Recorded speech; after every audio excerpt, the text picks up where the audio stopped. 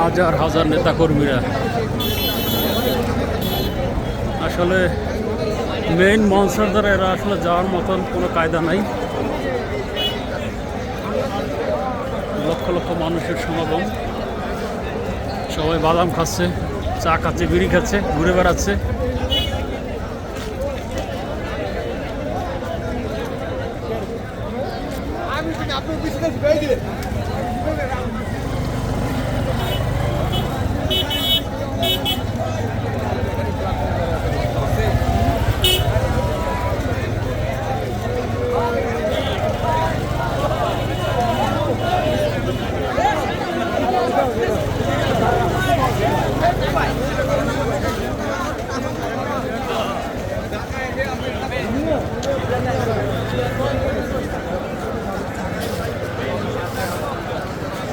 আমাদের ভারপ্রাপ্ত চেয়ারম্যান জনাব তারেক রহমান আপনারা সরাসরি দেখছেন, উনি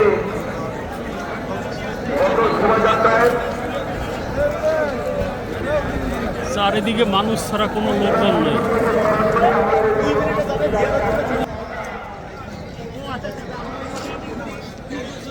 মানুষ আর মানুষ।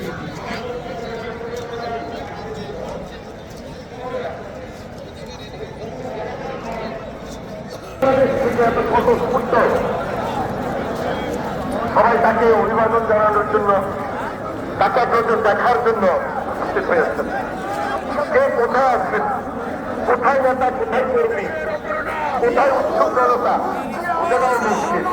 তারপরেও আমাদের অনুরোধ থাকবে, আমরা যেখানেই থাকি না কেন, সেখান থেকে এই যে প্রোগ্রামটা, এই যে এয়ারপোর্ট থেকে আমাদের এই অভ্যর্থনা মঞ্চে আসা এতটুকু পর্যন্ত, উনি রাজধানীর এই যে পার্শ্ববর্তী এবারকে হসপিটালে যাবেন এবং এখান থেকে ফিরে সেই নিজের বাসা ফিরে যায়, সেখানে যাবেন।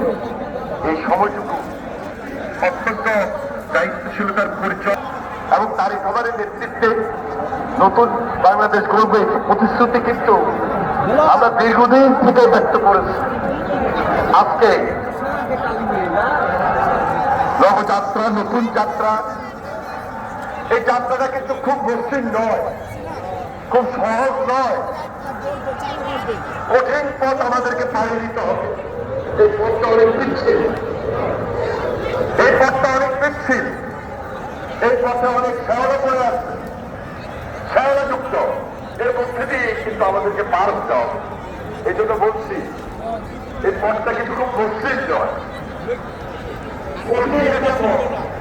আমার অনেক ভাই আমি লক্ষ্য করছি, দেখছি মন্দিরের সামনে বিভিন্ন জায়গায় অসুস্থ হয়ে পড়ছে। আমাদের এখানে অ্যাম্বুলেন্স আছে, ডাক্তাররা বিশাল টিম নিয়ে আসেন। আমি অনুরোধ করবো